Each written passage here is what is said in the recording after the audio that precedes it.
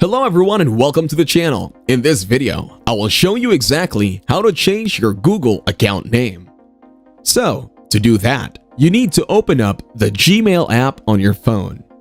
Once you get into its app, tap on your profile icon from the top right corner. From your profile, you will find different other profiles you used. Or you can manage your Google account from here. So, tap to manage your Google account from here. When it takes you directly to your Google account, you need to choose the personal info option from here. After that, scroll down in your info and you can see your Google account name from here. So, simply tap on your account's name, then pencil icon to edit the name. Now, enter the name of your account. Once you have entered the name, tap to save it. And from now on, this name will be displayed on your account. If you enjoyed this video, like it and share your comments or questions below.